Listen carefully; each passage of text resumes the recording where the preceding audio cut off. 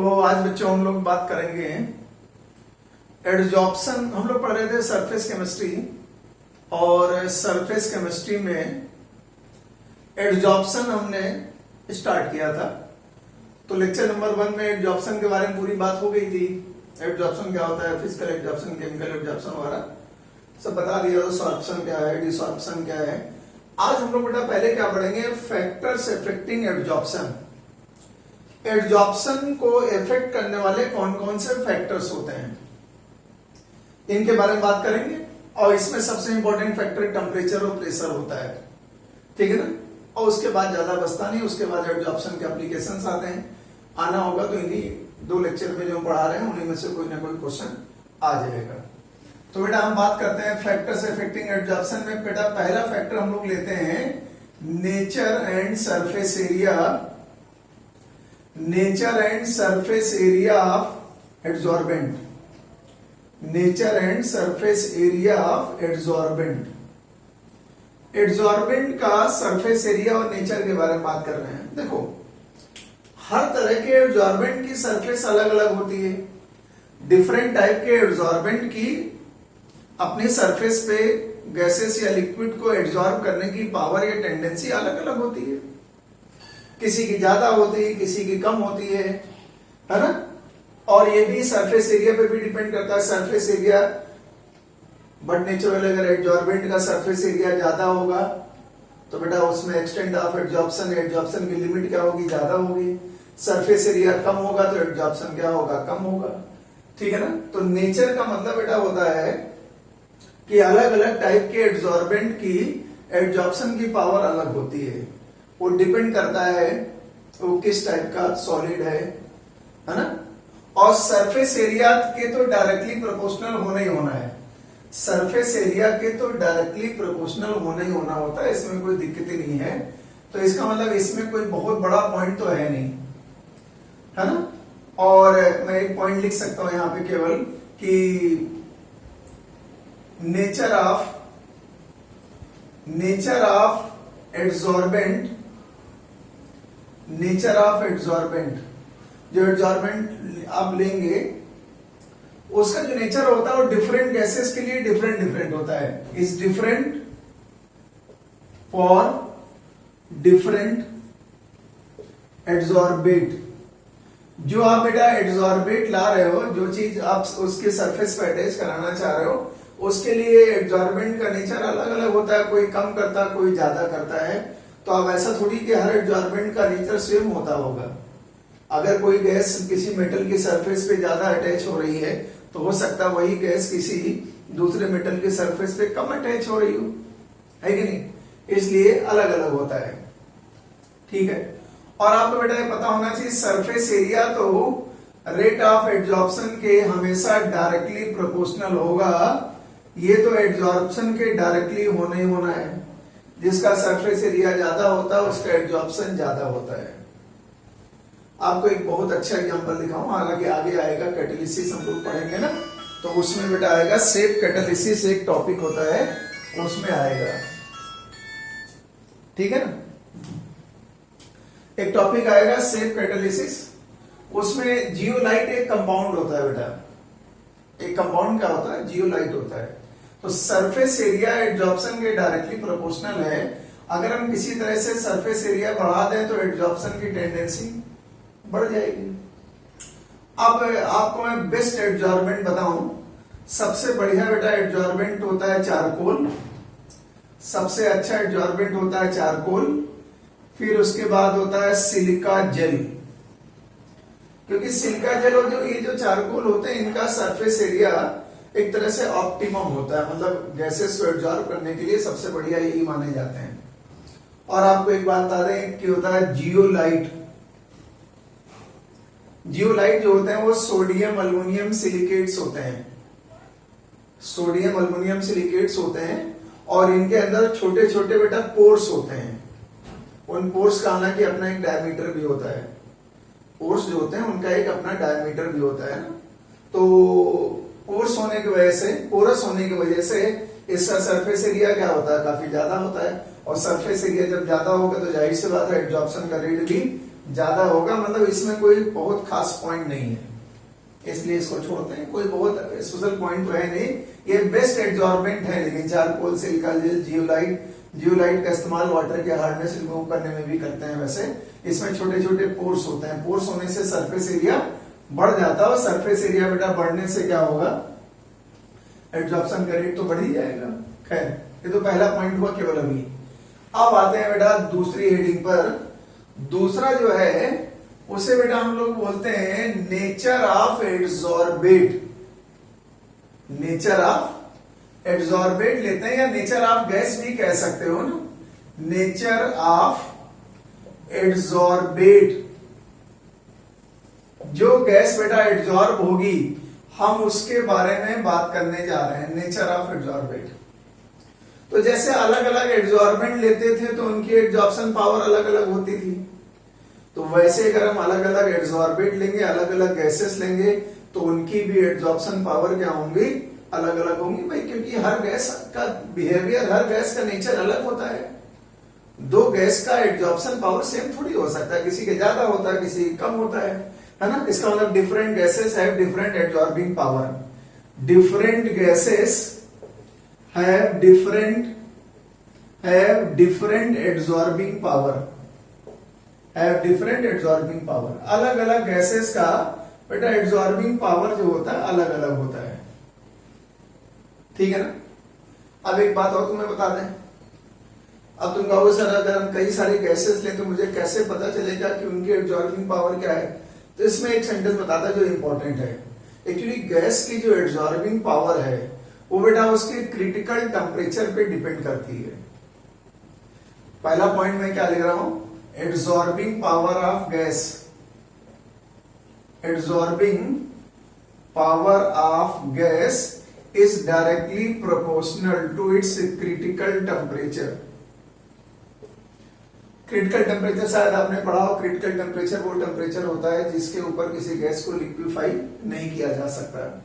तो जिस गैस का क्रिटिकल टेम्परेचर हाई होता है उसका बेटा एड्जॉर्बिंग पावर भी हाई होता है। तुम कहोगे ऐसा क्यों होता है, देखो अगर क्रिटिकल टेम्परेचर गैस के ज्यादा होता है तो उसकी लिक्विफिकेशन पावर भी ज्यादा होती है, मतलब वो गैस आसानी से लिक्विफिएबल होती है, आसानी से लिक्विड में चेंज होने की कोशिश करती है, मतलब उसकी एब्जॉर्प्शन पावर ज्यादा होती है। क्रिटिकल टेम्परेचर ज्यादा होगा तो लिक्विफिकेशन ज्यादा होगा, और अगर बेटा क्रिटिकल टेम्परेचर ज्यादा होता है, अगर क्रिटिकल टेम्परेचर ज्यादा होता है तो इलेक्ट्रोस्टैटिक अट्रैक्शन भी ज्यादा होते हैं, इलेक्ट्रोस्टैटिक अट्रैक्शन भी हाई होते हैं। इसका मतलब एड्जॉर्बिंग पावर ऑफ गैस इन तीनों के डायरेक्टली प्रोपोर्शनल है।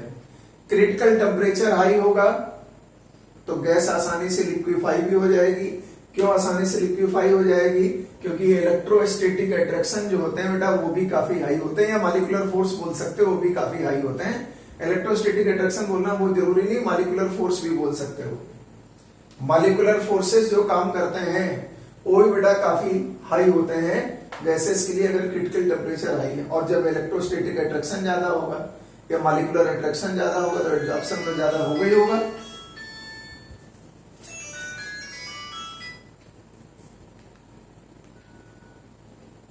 तो ये बात दिमाग में रखिएगा, absorbing power of gases is directly proportional to critical temperature. Critical temperature बेटा गैस के लिक्विफिकेशन के डायरेक्टली, और लिक्विफिकेशन ज्यादा होगा तो इलेक्ट्रोस्टैटिक अट्रैक्शन भी क्या होगा, ज्यादा होगा।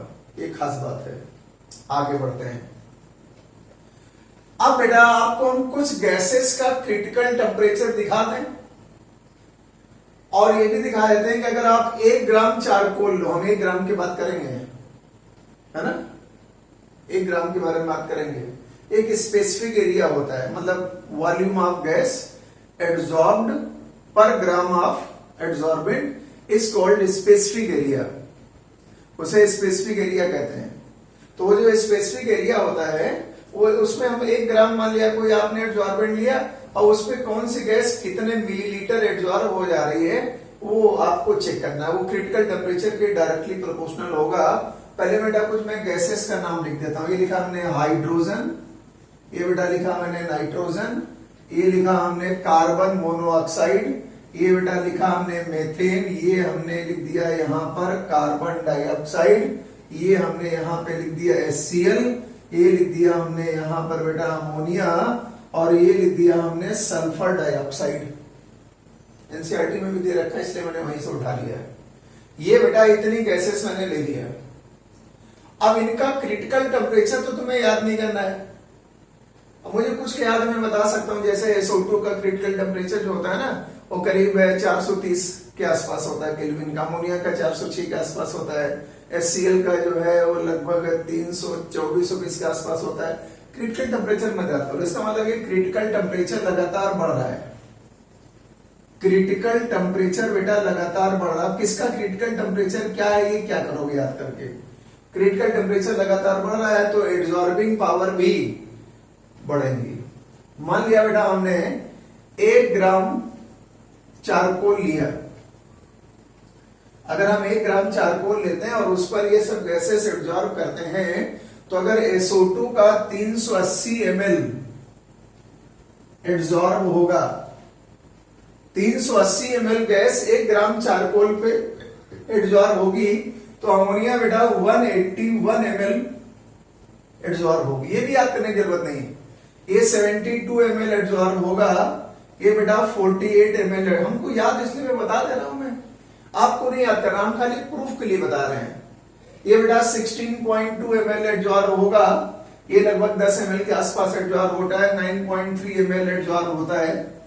अब ये वॉल्यूम की थोड़ी तुमको याद करना, ये 8 ml करीब एब्जॉर्ब होता है, और ये 4.7 या 4.8 ml के आसपास एब्जॉर्ब होता है। अब आप देख लो, 1 ग्राम चारकोल पर SO2 गैस सबसे ज्यादा एब्जॉर्ब हो रही है। SO2 गैस सबसे ज्यादा एब्जॉर्ब हो रही है क्योंकि इसका क्रिटिकल टेम्परेचर मैक्सिमम होता है। तो अगर क्रिटिकल टेम्परेचर बढ़ाते जाओगे तो एब्जॉर्बिंग पावर भी लगातार बढ़ती जा रही है। एब्जॉर्बिंग पावर लगातार बेटा बढ़ रही है। तो आपसे एक सवाल ऐसे भी पूछ सकता है, आपको 4 गैसेस का नाम दे देगा। अब बेटा 4 गैसेस का नाम देके पूछ देगा कि किसका एब्जॉर्प्शन सबसे ज्यादा होगा। तो अगर ये छोटा मोटा सीक्वेंस याद, इन्हीं में से कोई ना कोई आएगा, इनके अलावा नहीं आएगा। ऐसे तो बहुत सारे गैसेस होते, तुम किसका किसका क्रिटिकल टेम्परेचर याद रखोगे। अब या तो क्रिटिकल टेम्परेचर देके पूछ ले तो बता ही दोगे तुम। जिस गैस का क्रिटिकल टेम्परेचर ज्यादा उसकी एब्जॉर्बिंग पावर ज्यादा होगी। तो अगर हम 1 ग्राम चारकोल पर गैसेस को एब्जॉर्ब कराएं, से स्पेसिफिक एरिया कहते हैं, तो उसमें बेटा सबसे ज्यादा एब्जॉर्ब होने वाली गैस है SO2, फिर अमोनिया, फिर HCl, फिर CO2, ऐसे होता है। और आपको ये तीनों गैसेस तो बेटा आपको पता ही है, पोलर गैसेस हैं। SO2 का डाइपोल मोमेंट भी ऐसे बहुत ज्यादा होता है, बहुत हाई पोलर गैस है। अमोनिया का डाइपोल मोमेंट इससे कम होता है, HCl का डाइपोल मोमेंट और कम होता है। तो थोड़ा बहुत डाइपोल मोमेंट के आधार पर भी आप गेस कर सकते हो। डाइपोल मोमेंट अगर हाई होता है गैस का, तो उसका इलेक्ट्रोस्टैटिक अट्रैक्शन क्या होता है, हाई होता है। आप डाइपोल मोमेंट से मत याद रखो, तुम क्रिटिकल टेम्परेचर से रिलेट करोगे उसको। तो जैसे जैसे गैसेस का क्रिटिकल टेम्परेचर बढ़ता है, वैसे वैसे उसकी एब्जॉर्प्शन पावर 1 ग्राम चारकोल पर ही बढ़ती है। हमने ये जो 1 ग्राम चारकोल लिया है, उस पर इतने इतने वॉल्यूम में गैसेस एब्जॉर्ब होंगी। तो मैंने प्रूफ के लिए वॉल्यूम लिख दिया, वॉल्यूम मत याद करना, खाली ये सीक्वेंस याद करना है। SO2 के बाद अमोनिया, अमोनिया के बाद HCl के बाद CO2 के बाद मेथेन, फिर कार्बन मोनोऑक्साइड, फिर नाइट्रोजन, फिर हाइड्रोजन। इसका मतलब hydrogen is least absorbable gas and SO2 is most absorbable gas. सबसे ज्यादा एब्जॉर्ब होने वाली गैस SO2 होती है बेटा। तो ये भी एक पॉइंट था, क्रिटिकल टेम्परेचर से रिलेट किया मैंने। क्रिटिकल टेम्परेचर ज्यादा, गैस की लिक्विफिकेशन पावर ज्यादा, लिक्विफिकेशन पावर ज्यादा है, तो इसका मतलब इलेक्ट्रोस्टैटिक अट्रैक्शन भी गैसेस में काफी हाई रहे होंगे, है ना। और कुछ के आपको मैंने एग्जांपल भी दिखा दिए। तो ये बेटा तीसरा पॉइंट जो था, दूसरा पॉइंट था ये दूसरा इफेक्ट मैंने लिया। अब हम बात करेंगे बेटा तीसरे इफेक्ट की। अब हम लोग गैसेस एब्जॉर्प्शन पर तीसरा इफेक्ट लेने जा रहे हैं बेटा। ये बहुत ही आसान पॉइंट है। वैसे मैं एक बहुत छोटी सी हिंट डाल रहा हूं, उसका बेटा नाम है एक्टिवेशन ऑफ एब्जॉर्बेंट।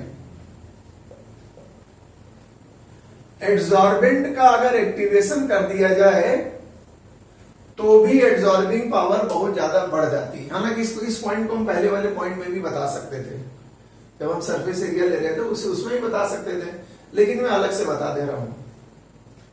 एब्जॉर्बेंट का एक्टिवेशन का मतलब क्या है? कुछ लोग एक्टिवेशन का मतलब एक्टिवेशन एनर्जी से निकालने लगेंगे, गलत। यहां पर एक्टिवेशन ऑफ एब्जॉर्बेंट का मतलब एक्टिवेशन एनर्जी से नहीं है, ठीक है ना? एक्टिवेशन एनर्जी से नहीं है। एक्टिवेशन ऑफ एब्जॉर्बेंट का मतलब होता है कि कुछ ऐसा किया जाए कि एब्जॉर्बेंट का सरफेस एरिया बढ़ जाए। एब्जॉर्बेंट के सरफेस एरिया को किसी भी तरीके से बढ़ा देना क्या कहलाता है बेटा? एक्टिवेशन ऑफ एब्जॉर्बेंट कहलाता है, ठीक है ना? एक्टिवेशन में करते क्या है? It is the process of increasing surface area of absorbent. आप किसी एब्जॉर्बेंट का बेटा सरफेस एरिया बढ़ा रहे हो, उसी प्रोसेस को उसका एक्टिवेशन कहते हैं। और आपको मालूम है सरफेस एरिया बढ़ा देंगे तो एब्जॉर्प्शन की पावर तो बढ़ ही जाएगी। आप एक्टिवेशन कैसे कर सकते हो, है ना? It can be done by, ये कैसे कैसे बेटा कर सकते हो? Cutting the absorbent. आप एब्जॉर्बेंट को बेटा स्मॉल पीसेस में कट कर दो। Cutting the absorbent into small pieces. जब छोटे छोटे पीसेस में काट दोगे बेटा, तो जाहिर सी बात है छोटे छोटे पीसेस में काट दोगे तो क्या होगा? उसका सरफेस एरिया बढ़ जाएगा। बच्चों वाले पॉइंट है वैसे, है ना? स्क्रैचिंग, आप बेटा उस पे स्क्रैच मार दो, स्क्रैचिंग द एब्जॉर्बेंट। एब्जॉर्बेंट पे स्क्रैच मार दो।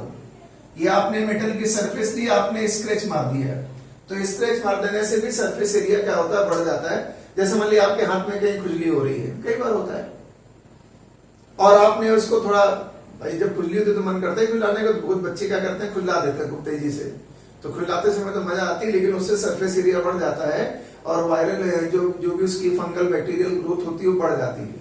सरफेस एरिया बढ़ने से इन्फेक्शन के चांस और बढ़ जाते हैं। इसीलिए कहते हैं कि कुछ लाइए मत वहां पे, आप ना पाउडर वाउडर डाल दो तो ठीक है। तो ये सरफेस एरिया बढ़ जाएगा तो इन्फेक्शन के चांस बढ़ जाते हैं। तो अगर आपने स्क्रैच कर दिया तो स्क्रैच कर देने से क्या होगा? सरफेस एरिया बढ़ेगा। इसके अलावा बेटा आप पल्वराइजेशन कर सकते हो। पल्वराइजेशन का मतलब होता है स्मॉल उसको पाउडर में चेंज करना। पल्वराइजेशन को पाउडरिंग भी कहते हैं। मान लिया आपके पास कोई सॉलिड है, और आपने क्या किया? उसको पाउडर बना दिया, तो उसे हम बोलते हैं पल्वराइजेशन। मान लिया लकड़ी है और लकड़ी को आपने स्मॉल बारीक बुरादा बोलते हैं उसमें पीस डाला, उसे बोलते हैं पल्वराइजेशन। लकड़ी का पाउडर बना देना, आयरन का पाउडर बना देना, कॉपर का पाउडर बना देना, उसे पल्वराइजेशन कहते हैं।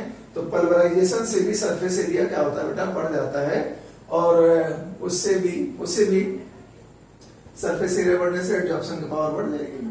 तो अगर आपसे पूछा जाए कि what is meant by activation of absorbent, तो इसका बेटा सिंपल मतलब ये होता है to increase the surface area of absorbent. Surface area बढ़ा दो, अपने आप ही एब्जॉर्प्शन की पावर भाई बढ़ जाएगी। अच्छा, मान लिया किसी मेटल की सरफेस पर, किसी एब्जॉर्बेंट की सरफेस पे कोई गैस ऑलरेडी एब्जॉर्ब हो चुकी है, तो उसको वहां से हटा दो तो वो सरफेस फिर से खाली हो जाएगी। तो ये भी एक एक्टिवेशन ऑफ एब्जॉर्बेंट का तरीका है। जैसे मान लिया आपने चारकोल लिया और चारकोल की सरफेस पे कोई गैस पहले से एब्जॉर्ब है, तुमने क्या किया? उसको हीट करके गैसेस हटा दी तो सरफेस दोबारा खाली हो गई, तो वो फिर से एक्टिवेट हो गया, उसे एक्टिवेटेड चारकोल कह देते हैं। ये सब बातें हैं। तो ये बहुत इंपॉर्टेंट पॉइंट तो ये भी नहीं है वैसे, लेकिन बेटा ये कंपटीशन देने जा रहे हो, कुछ नहीं कहा जा सकता कब एग्जाम में क्या आएगा। बहुत जल्दी एग्जाम देने जाओगे, आपको कोई नहीं कोई क्वेश्चन मिलेगा। अगर आप ये पूरा चैप्टर कायदे से पढ़ के जाओगे तो ऐसा हो नहीं सकता कि आपका क्वेश्चन छूट जाए एग्जाम में। ये गारंटीड है कि आप पूरा सही सॉल्व करके ही आओगे, नहीं छूट सकता, मैं बता रहा हूं तुम्हें। चैप्टर लेकिन कायदे से पढ़ लेना। अब बेटा आता है फोर्थ पॉइंट। चौथा बेटा जो मैं ले रहा हूं उसे हम बोलते हैं टेम्परेचर। उसे हम टेम्परेचर बोल रहे हैं। ये और प्रेशर बहुत इंपॉर्टेंट फैक्टर हैं। एक्चुअली इन्हीं दो फैक्टर पे क्वेश्चन बेटा बनता है, या तो टेम्परेचर पे क्वेश्चन बनता है या फिर प्रेशर पे क्वेश्चन बनता है। तो टेम्परेचर लेते हैं पहले, सुनो जरा क्या है। तो हमने आपसे पहले कहा था कि एब्जॉर्प्शन बेटा जो होता है वो एक्सोथर्मिक प्रोसेस है। तो एक्सोथर्मिक प्रोसेस में तो एनर्जी रिलीज होती है ना। चलो मान लिया आपसे हमने कहा आपने कोई गैस लिया और ये बेटा आपने सॉलिड लिया एड्सॉर्बेंट, और ये गैस इस पे एड्सॉर्ब हो गई है ना, गैस इज एड्सॉर्ब्ड। इस सॉलिड की सरफेस पे गैस एड्सॉर्ब हो गई, और गैस बेटा एड्सॉर्ब होने के बाद यहां एनर्जी निकलेगी। एनर्जी निकलने का बेटा मतलब हुआ it is exothermic process. Energy निकली एक्सोथर्मिक प्रोसेस है। अब जरा ली चेटेलियर प्रिंसिपल लगाओ। अगर हम ली चेटेलियर प्रिंसिपल लगाते हैं, अब आपको मालूम है प्रोसेस रिवर्सिबल भी हो सकती है, आपको पता है ये प्रोसेस रिवर्सिबल भी हो सकती है। तो ली चेटेलियर ने क्या कहा था कि जिस रिएक्शन में एनर्जी ऑलरेडी हाई है, अगर तुमने उसमें टेम्परेचर और बढ़ाया तो रिएक्शन फॉरवर्ड डायरेक्शन में ना जाने के बजाय बैकवर्ड डायरेक्शन में जाएगी, और रिएक्शन अगर बैकवर्ड डायरेक्शन में जाएगी तो गैस का एब्जॉर्प्शन अपने आप घटेगा। तो ये ली चेटेलियर प्रिंसिपल के अकॉर्डिंग है, ठीक है ना। अकॉर्डिंग टू, मैं थोड़ा लिख देता हूं, तुम्हारा कोई भरोसा नहीं है ना। अकॉर्डिंग टू ली चेटेलियर्स प्रिंसिपल, पढ़े होंगे केमिकल इक्विलिब्रियम में, ली चेटेलियर्स प्रिंसिपल, ठीक है ना। On increasing temperature adsorption decreases. Adsorption बेटा जो होगा वो डिक्रीज करेगा, टेम्परेचर बढ़ाने पर डिक्रीज करेगा, और टेम्परेचर बेटा जब कम करोगे तो इंक्रीज भी करेगा। टेम्परेचर कम करने पर एड्सॉर्प्शन बेटा इंक्रीज भी करेगा। अब अगर आपको पता है अगर एक्सोथर्मिक रिएक्शन में टेम्परेचर हाई कर दोगे तो फॉरवर्ड डायरेक्शन में टेम्परेचर ऑलरेडी हाई है, तो रिएक्शन तो बैकवर्ड हो जाएगी ना। बैकवर्ड होने का मतलब एड्सॉर्प्शन कम होगा। तो टेम्परेचर बढ़ाने पर एड्सॉर्प्शन घटता है, टेम्परेचर बढ़ाने पर एड्सॉर्प्शन घटता है। हालांकि हम फिजिकल और केमिकल एड्सॉर्प्शन में अलग अलग बात करेंगे बाद में भी, फिजिकल और केमिकल एड्सॉर्प्शन में अलग अलग बात करेंगे। ये बात वैसे फिजिकल एड्सॉर्प्शन के लिए 100% सही है, केमिकल एड्सॉर्प्शन में थोड़ा गड़बड़ होता है। अभी हम बाद में ग्राफ आप बनाएंगे तो उससे क्लियर होगा, ठीक है। तो ये बेटा एड्सॉर्प्शन डिक्रीज करेगा। मैं आपको, मुझे एक एग्जांपल याद आ रहा है इसलिए बता रहा हूं मैं। जैसे मान लिया आपने 273 केल्विन टेम्परेचर लिया और उसमें आपने 1 ग्राम चारकोल पे नाइट्रोजन गैस का एड्सॉर्प्शन किया। तो 273 पे अगर नाइट्रोजन गैस 10 ml एड्सॉर्ब हो रही है, तो बेटा अगर ये टेम्परेचर हम 244 केल्विन कर दें तो यही नाइट्रोजन 20 ml एड्सॉर्ब होगी। अगर हम टेम्परेचर बेटा 195 केल्विन कर दें तो यही नाइट्रोजन जो होगी 45 ml एड्सॉर्ब होगी। अब आप देख लो, टेम्परेचर घटा रहे हैं तो गैस का एड्सॉर्ब होने वाला वॉल्यूम बढ़ रहा है। सब में सबूत के साथ बोलता हूं ताकि तुम ये ना बोल पाओ कहां से एग्जांपल ले, सब बुक में लिखा है तुम्हारी, और क्या हमारा काम है बुक से पढ़ना, तुमने पढ़ा देना। 10 ml एड्सॉर्प्शन 273 पे हो रहा था, तुमने टेम्परेचर घटा के 244 केल्विन किया, 20 ml एड्सॉर्ब हो गई, और कम किया 45 ml एड्सॉर्ब हो गई, और कम करोगे, अगर और कम करोगे तो ये मात्रा बहुत ज्यादा और बढ़ सकती है, 100 ml तक पहुंच सकती है अगर 85 केल्विन के आसपास टेम्परेचर कर दे। तो आपने शायद इस तरह का ग्राफ भी देखा होगा। बाई चांस हम यहाँ पे नाइट्रोजन गैस ले लें एब्जॉर्ब जो हो रही है, और यहां पे बेटा हम प्रेशर ले लें, है ना, यहां पे हम प्रेशर ले लेते हैं, और नाइट्रोजन गैस का अलग अलग हम देखें तो पता चला आपको एक ग्राफ ऐसा मिला बेटा। ये मान लिया हमने कहा एट 273 केल्विन है, फिर पता चला आपने और थोड़ा टेम्परेचर कम किया, ये एट 44 केल्विन पे हो गया, और आपने टेम्परेचर कम किया, पता चला ये क्या हो गया एट 2 क्या लिया था मैंने अभी 195 केल्विन, ये लिखा है ना इधर 195 केल्विन पे है, और टेम्परेचर कम कर दोगे तो ऐसे ग्राफ निकल जाएगा। ये लगभग आता है 885 केल्विन। अब आप देख लो ग्राफ से अपने आप क्लियर हो रहा है ना। कांस्टेंट प्रेशर पे अगर हम टेम्परेचर को कम करते रहें टेम्परेचर लगातार कम करते रहे तो गैस का एब्जॉर्प्शन क्या होता जा रहा है, देखो टेम्परेचर कम कर रहे हैं ऊपर जाने पे, टेम्परेचर कम करते जा रहे हैं तो गैस का एब्जॉर्प्शन क्या होता जा रहा है, बढ़ता जा रहा है। इसका मतलब ये लगभग 10 ml होता होगा, ये लगभग 20 ml होता होगा, ये लगभग 45 ml होता है, ये तो बहुत ज्यादा हो जाता होगा, 100 ml के आसपास हो जाता है, 100 ml के ऊपर ही हो जाता है वो, उसकी वैल्यू मुझे एग्जैक्ट नहीं याद है, इन तीन की आती तो बता दिया मैंने। इसका मतलब ये हुआ कि नाइट्रोजन गैस का एब्जॉर्प्शन टेम्परेचर कम करते जाने से लगातार बढ़ता जा रहा है कांस्टेंट प्रेशर पर। तो टेम्परेचर का इफेक्ट, अभी हम टेम्परेचर का इफेक्ट ग्राफिकली भी शो करेंगे, उसका नाम रखेंगे एड्जॉर्प्शन आइसोबार, और नाम रखेंगे बाद में भी हम लोग, तो एक ग्राफ प्लॉट कर लेंगे, ठीक है। चलो पहले ही पढ़ लेते हैं, क्यों हम आगे के लिए तुम्हारे पास रखें सब। सुनिए, अगर टेम्परेचर का इफेक्ट आपको देखना है, अगर आपको बेटा टेम्परेचर का इफेक्ट देखना है किस पर, एड्जॉर्प्शन पर, तो एक ग्राफ खींचना पड़ता है। उस ग्राफ का बेटा नाम होता है एड्जॉर्प्शन, उस ग्राफ का नाम होता है एड्जॉर्प्शन आइसोबार, एड्जॉर्प्शन आइसोबार कहते हैं बेटा उसे। अच्छा, आइसो मतलब क्या होता है, कांस्टेंट, बार मतलब क्या होता है, प्रेशर। तो आइसोबार में करते क्या है, एक ग्राफ है, इस ग्राफ में हम लोग करते क्या है, a graph is plotted, a graph is plotted between extent of adsorption, adsorption का बेटा जो लिमिट होती है उसको हम लोग एक्सटेंट ऑफ एड्जॉर्प्शन कहते हैं, उसका सिंबल होता है एक्स बाई एम। अभी बात करते हैं, 2 मिनट रुक जाओ। A graph is plotted between extent of adsorption and temperature at constant pressure. अगर आप बेटा कांस्टेंट प्रेशर पर, अगर आप कांस्टेंट प्रेशर पर एक्सटेंट ऑफ एड्जॉर्प्शन और टेम्परेचर के बीच में ग्राफ खींचोगे तो उसे बोलते हैं एड्जॉर्प्शन आइसोबार। आइसो मतलब कांस्टेंट, बार मतलब प्रेशर। तो प्रेशर अगर कांस्टेंट कर दिया तो ग्राफ अपने आप किसके बीच आया होगा, टेम्परेचर और एक्सटेंट ऑफ एड्जॉर्प्शन के बीच में। ये बेटा एक्सटेंट ऑफ एड्जॉर्प्शन क्या होता है, सुनो जरा, एक्स बाई एम क्या है, एक्स जो है बेटा इसे बोलते हैं मास ऑफ एड्सॉर्बेट। जो एड्सॉर्बेट का मास होता है उसे एक्स से दिखाते हैं, और जो एम लिखा है ये बेटा क्या होता है, मास ऑफ एड्सॉर्बेंट होता है ये। और इसी को हम लोग, इस रेशियो को हम लोग क्या बोल देते हैं, extent of adsorption. X by m को बोलते हैं एक्सटेंट ऑफ एड्सॉर्प्शन।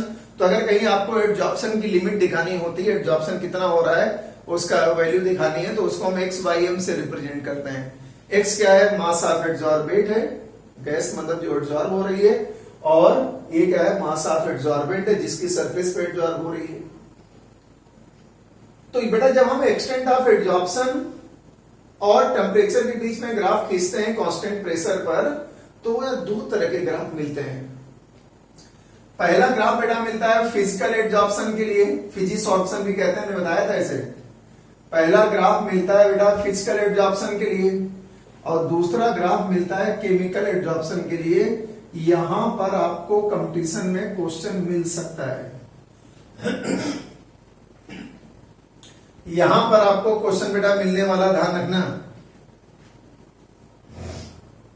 अगर हम फिजिकल एड्सॉर्प्शन और केमिकल एड्सॉर्प्शन में ग्राफ खींचे, ये ले लिया बेटा हमने एक्सटेंट ऑफ एड्सॉर्प्शन, ये ले लिया हमने टेम्परेचर, कांस्टेंट प्रेशर अपने आप है, ये टेम्परेचर ले लिया, ये बेटा हमने एक्सटेंट ऑफ एड्सॉर्प्शन ले लिया।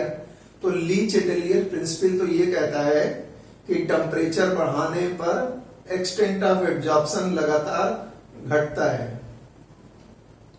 एक्सटेंट ऑफ एड्सॉर्प्शन लगातार घटता है, टेम्परेचर बढ़ाने पर एक्सटेंट ऑफ एड्सॉर्प्शन लगातार घटता है। लेकिन ये बात केमिकल एड्सॉर्प्शन पे अप्लाई नहीं होती है पूरी तरीके से। पूछेगा क्यों नहीं अप्लाई होती है, तो इसका बेटा ग्राफ अलग ढंग से मिलेगा, उसका ग्राफ थोड़ा अलग ढंग से मिलेगा। इसका ग्राफ आपको बेटा ऐसा मिलेगा, ये टेम्परेचर है, जरा इधर आके देखो, इधर आओ, जब इधर आओगे तो टेम्परेचर धीमे धीमे तुम घटा रहे हो, तो टेम्परेचर घटा रहे हो तो एक्सटेंट ऑफ एब्जॉर्प्शन बढ़ रहा है। इधर जाने पे तुम टेम्परेचर बढ़ा रहे हो तो एक्सटेंट ऑफ एब्जॉर्प्शन लगातार घट रहा है। तो फिजिकल एब्जॉर्प्शन में तो ये बात पूरी तरह लागू होती है। इसका मतलब ली चैटलियर प्रिंसिपल का जो कॉन्सेप्ट था वो फिजिकल एब्जॉर्प्शन पे 100% अप्लाई हो गया है। लेकिन बेटा केमिकल एब्जॉर्प्शन में ग्राफ कुछ ऐसा मिलता है, जब हम टेम्परेचर बढ़ाते हैं तो पहले एक्सटेंट ऑफ एब्जॉर्प्शन बढ़ता है, बाद में घटता है। टेम्परेचर बढ़ाने पर पहले बेटा एक्सटेंट ऑफ एब्जॉर्प्शन बढ़ता है, उसके बाद ये घटना स्टार्ट करता है, मतलब इस लिमिट तक बढ़ा है और उसके बाद फिर आने के बाद घटना स्टार्ट हो गया है। तो आपसे क्वेश्चन पूछेगा कि केमिकल एब्जॉर्प्शन में एक्सटेंट ऑफ एब्जॉर्प्शन टेम्परेचर बढ़ाने पर पहले बढ़ा बाद में घटा, ऐसा क्यों हुआ? तो इसका बहुत सिंपल बेटा रीजन है। तो जब केमिकल एब्जॉर्प्शन होना होता है ना, तो जब मॉलिक्यूल्स को एब्जॉर्बेंट की सरफेस पे एब्जॉर्ब होना होता है तो उनको कुछ अमाउंट में एक्टिवेशन एनर्जी की जरूरत पड़ती है। फिजिकल एब्जॉर्प्शन में ऐसी कोई एक्टिवेशन एनर्जी की जरूरत नहीं होती है। क्यों? क्योंकि फिजिकल एब्जॉर्प्शन में मॉलिक्यूलर फोर्स बड़े वीक होते हैं, वैन डर वाल्स फोर्स होंगे, हाइड्रोजन बॉन्ड होंगे, इस तरह के फोर्स होते हैं। तो उसमें मॉलिक्यूल को एब्जॉर्बेंट की सरफेस से अटैच होने के लिए किसी भी टाइप की एक्टिवेशन एनर्जी की जरूरत नहीं पड़ती है। लेकिन केमिकल एब्जॉर्प्शन में मॉलिक्यूल्स को एब्जॉर्बेंट की सरफेस पर अटैच होने के लिए some amount of activation energy is required and that activation energy is obtained from this temperature. जब आप टेम्परेचर बढ़ाते हो तो टेम्परेचर बढ़ाने में बेटा क्या होता है, पहले वो मॉलिक्यूल क्या करते हैं, उस टेम्परेचर से अपनी कुछ एनर्जी बढ़ाते हैं, किस लेवल तक ले जाते हैं, एक्टिवेशन एनर्जी तक। और जब एक बार उनको एक्टिवेशन एनर्जी मिल जाती है तो इसका मतलब इस पॉइंट पर एब्जॉर्प्शन हो जाता होगा। और जब एक बार एब्जॉर्प्शन हो गया उसके बाद आपने टेम्परेचर बढ़ाया तो फिर लगातार घटेगी। इसका मतलब केमिकल एब्जॉर्प्शन में पहले ये बढ़ा, फर्स्ट इंक्रीजेस देन डिक्रीजेस। पहले बेटा ये बढ़ा है और उसके बाद जो है ये घटा है। केमिकल एब्जॉर्प्शन में पहले ये बढ़ता है, बाद में ये घटता है। क्यों ऐसा हुआ? बिकॉज सम अमाउंट ऑफ, याद रखना क्वेश्चन आएगा, some amount of activation energy, A का मतलब एक्टिवेशन एनर्जी है, सिंबल होता है ये। Some amount of activation energy is needed, some amount of activation energy is needed which is obtained from increased temperature।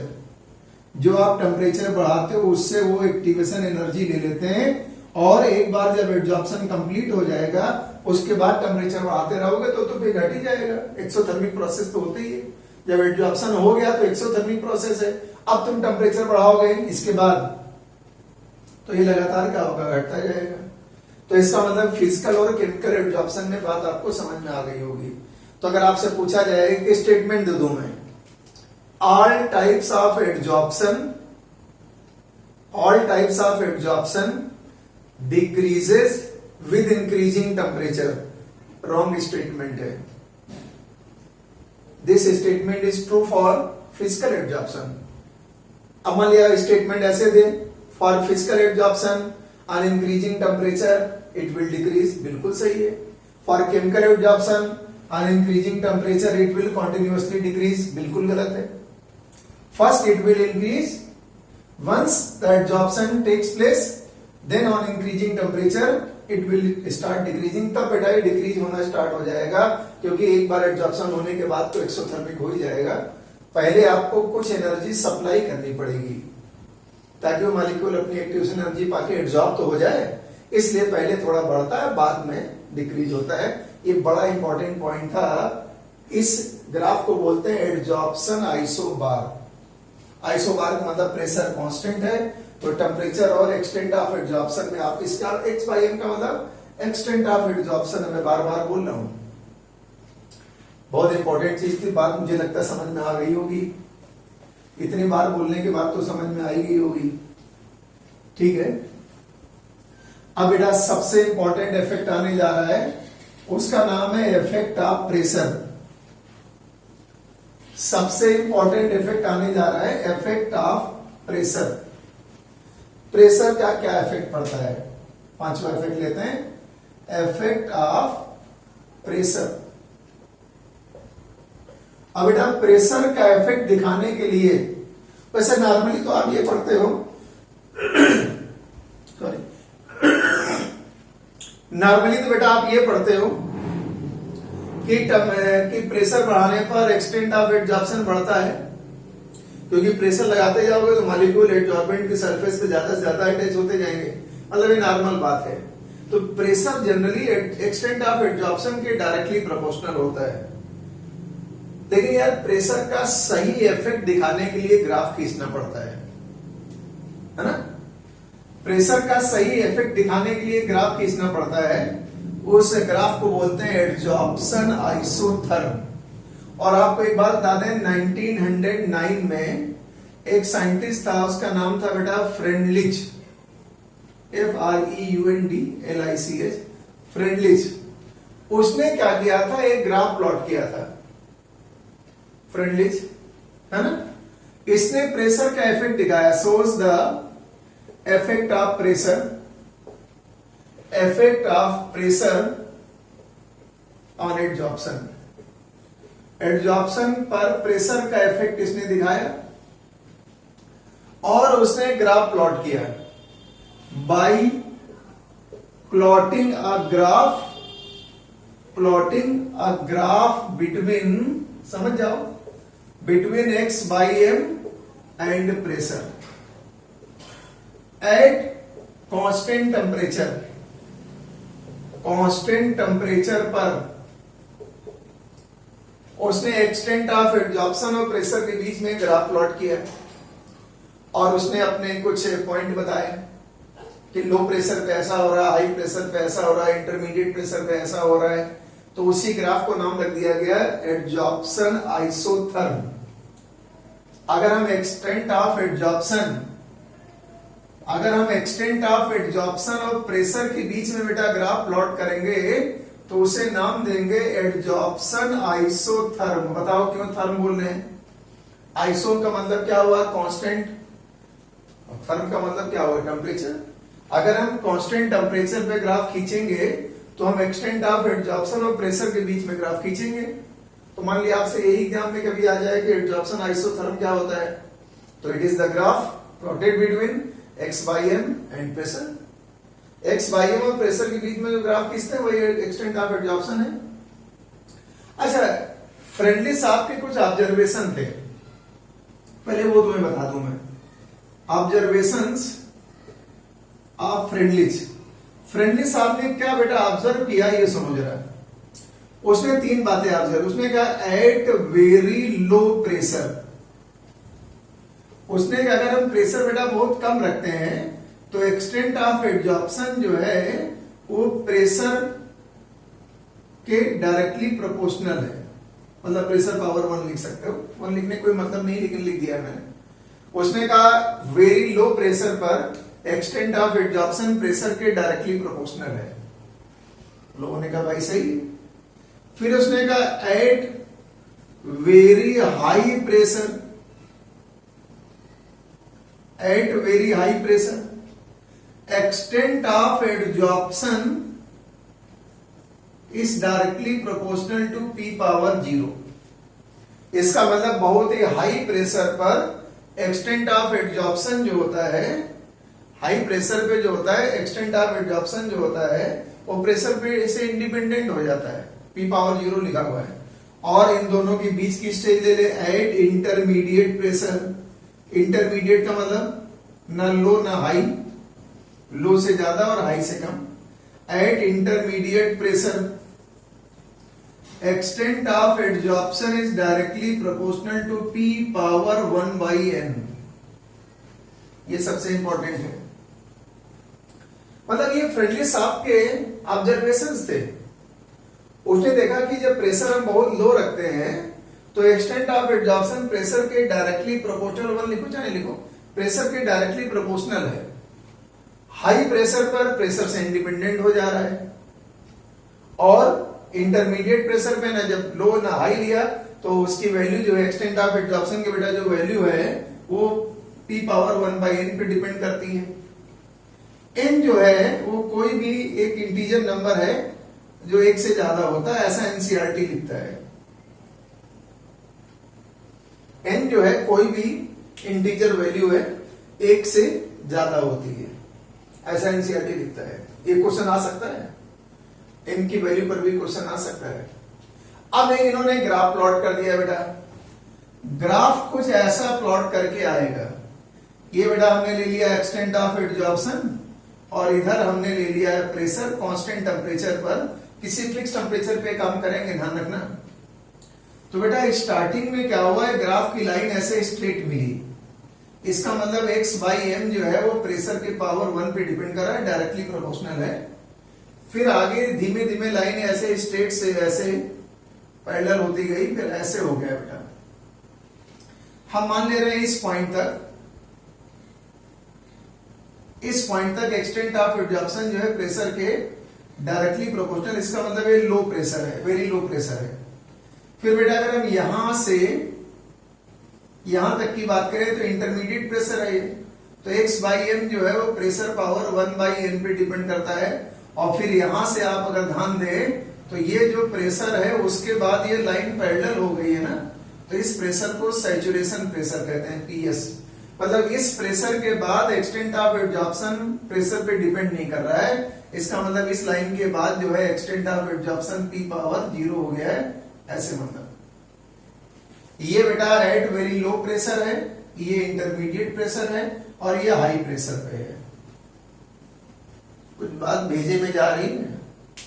Low pressure पे extent of adsorption pressure के directly, high pressure पर extent of adsorption pressure से independent, और intermediate range में ये x by n जो है pressure 1 by n के directly n by power 1 by n के डायरेक्टली प्रोपोर्शनल है। इसका मतलब ये वाला प्रेशर हमारे लिए मेन है, क्योंकि ज्यादा रेंज में तो वही रहेगा, ज्यादा रेंज वाले प्रेशर में तो इंटरमीडिएट प्रेशर ही रहेगा। तो ये यार इनका एक ऑब्जर्वेशन था।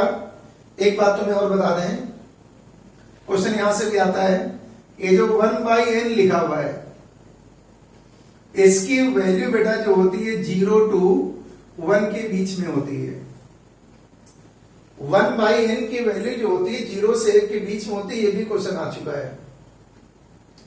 n की वैल्यू तो कोई भी इंटीजर वैल्यू हो सकती है, होल नंबर, लेकिन बेटा ये जो 1 बाई एन है वो 0 से 1 के बीच में आता है। जनरली बता रहा हूं, एनसीईआरटी भी लिखता है, जनरली इट इज 0.1 to 0.5। ये 0.1 से 0.5 के बीच में आमतौर पे रहता है, लेकिन होने की वैल्यू जो है 0 से 1 के बीच में कुछ भी वैल्यू हो सकती है, 0 से ज्यादा 1 से कम। इस पे भी क्वेश्चन आ सकता है, मैं स्टार बना दे रहा हूं। इस पे भी क्वेश्चन आ सकता है, इनकी वैल्यू पर भी क्वेश्चन आ सकता है कि आ चुका है ना। ये ग्राफ बना के पूछ सकता है, ग्राफ क्या है, इसी को बोलते हैं फ्रेंडलिच एडजॉर्प्शन आइसोथर्म। इसी ग्राफ को बोलते हैं फ्रेंडलिच एडजॉर्प्शन आइसोथर्म। हम नाम के आगे चाहें तो यहां पर फ्रेंडलिच भी लगा सकते हैं, फ्रेंडलिच एडजॉर्प्शन आइसोथर्म बेटा है। लेकिन हमारे लिए मेन प्रेशर की रेंज बेटा ये वाली है, x by m is directly equal to p power 1 by n. इसको भी हम निकाल के बाद कुछ अलग काम करेंगे। तो ये इनका ऑब्जर्वेशन था, ये भी ग्राफ आप समझ गए, ठीक है। अब बेटा एक काम करते हैं, हमारे लिए सबसे इंपॉर्टेंट प्रेशर कौन सा है, बार बार बोल रहा हूं, सुन सुन के भी बोर हो गए होगे, लेकिन फिर भी तुम बाद में भूल जाते हो, तुम्हारी पता नहीं याददाश्त कहां से लिखवा के लाए हो, है ना। इंटरमीडिएट प्रेशर वाला प्रेशर मेन होता है। तो अगर बेटा हम मेन इक्वेशन लें तो ऐसे लिखेंगे, x by m is directly proportional to p power 1 by n. ये हमारे लिए मेन फॉर्मूला बन के आया। जब आप प्रोपोर्शनलिटी का साइन बेटा हटाते हो तो यहां पे कांस्टेंट लगाते हैं, ये बोलते हैं कांस्टेंट ऑफ एडजॉर्प्शन कांस्टेंट है। k क्या है बेटा, एडजॉर्प्शन कांस्टेंट है, एडजॉर्प्शन कांस्टेंट है k, और its value depends on nature of adsorbate nature of adsorbate and adsorbent. वो डिपेंड करता है कि आपने कौन सी गैस लिया है, कौन सा गैस लिया है, कौन सा सॉलिड लिया है, कैसा एडसॉर्ब होने वाला मटेरियल लिया है, कैसा एडसॉर्बेंट लिया है, उस पर डिपेंड करता है के की वैल्यू। उससे ज्यादा आपको मतलब नहीं रहेगा। न्यूमेरिकल में कभी के की वैल्यू कैलकुलेट भी करवा सकता है या के की वैल्यू तुम्हें अपने आप दे सकता है, कोई मतलब नहीं उससे। अब एक बेटा इसमें हम खुराफात करने जा रहे हैं।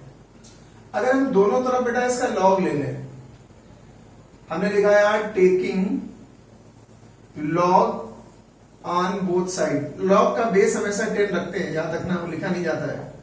दोनों तरफ अगर आप लॉग ले लो बेटा तो ये हो जाएगा log x by m equal to बेटा क्या हो जाएगा log k plus 1 by n log p। इतनी तो मैथमेटिक्स आती है ना। जब इसका लॉग लेंगे तो ये log x बाई एम हो गया, ये log k हो गया, ये इनटू है ना, तो प्लस अपने आप हो जाएगा, पावर तो फ्रंट में आ ही जाएगा 1 बाई एन और log p हो जाएगा। तो log x by m equal to log k plus हो गया 1 बाई एन log p। ये बेटा हो गया y, ये हो गया m, ये हो गया x, ये हो गया c। इक्वेशन क्या बन गई y equal to m x plus c. इसी को बेटा क्या बोलते हैं इक्वेशन ऑफ स्ट्रेट लाइन। पढ़े होंगे फिजिक्स में तो बार बार आता है।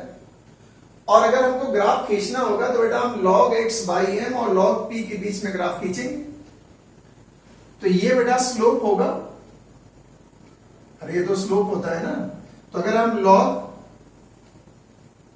x बाई एम, अगर बेटा हम log x बाई एम और log p के बीच में ग्राफ प्लॉट करें तो इसका जो स्लोप आएगा वो पॉजिटिव आएगा, प्लस दिख ही रहा तुम्हें।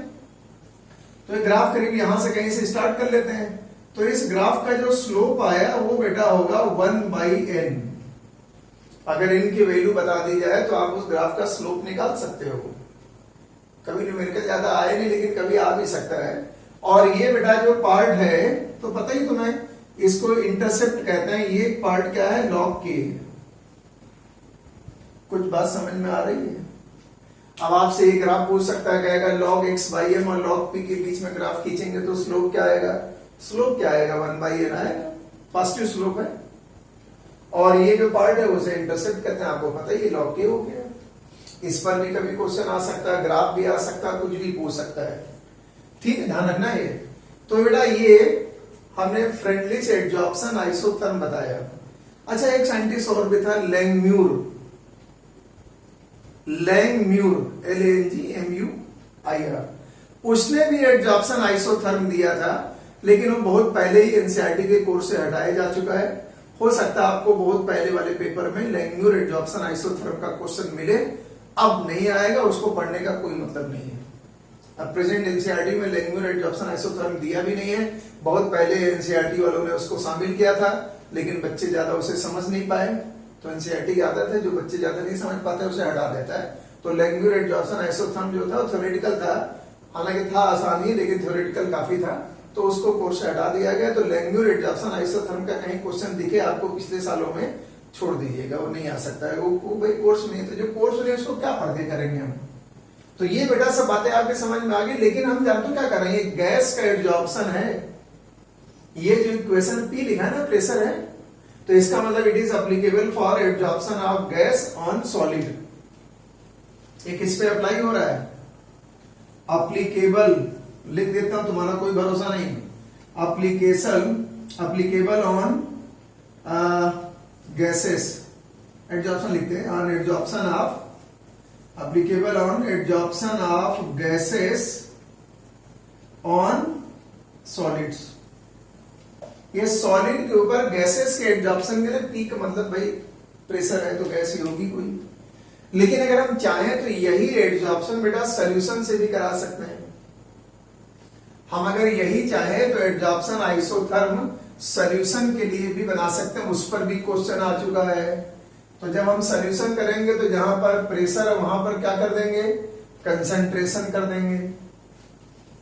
तो हम आपको ऐसे ही बता सकते हैं कि ना, हम लिख देते हैं यहां पर एडजॉर्प्शन, ठीक है, विद सॉल्यूशन।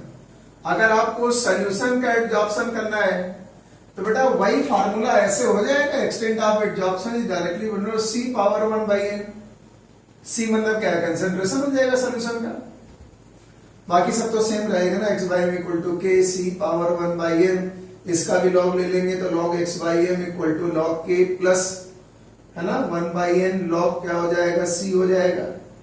तो इस बार बेटा जब हम ग्राफ प्लॉट करेंगे तो लॉग सी और लॉग एक्स बाई एम में करेंगे। स्लोप तो यही आया 1 बाई एन, ये इंटरसेप्ट आ गया कितना, लॉग के। तो अगर आपसे सॉल्यूशन के बारे में बात कर दें, अगर आपसे सॉल्यूशन के एब्जॉर्प्शन के बारे में बेटा बात कर दे तो आप बता दीजिएगा ये हो जाएगा, जहां पे पी था वहां सी कर देना बस। प्रेशर की जगह सॉल्यूशन का जो एब्जॉर्बेट है उसका कंसंट्रेशन कर देना, बस यही हो जाएगा। तो जैसे यहाँ के की वैल्यू जो है वो नेचर ऑफ एब्जॉर्बेट पे डिपेंड कर रही थी, अब वो नेचर ऑफ सॉल्यूशन पे डिपेंड करना स्टार्ट हो जाएगी। कंसंट्रेशन कितना था, कम था, ज्यादा था, उस पर डिपेंड करेगा फिर के। तो सॉल्यूशन अगर ले लेंगे हम गैस की जगह तो जहां प्रेशर है वहां पे आप कंसंट्रेशन कर दोगे, बाकी सब तो सेम है भाई। लेकिन बेटा बाद में लोगों ने, भाई ह्यूमन नेचर क्या होता है, कमी निकालना।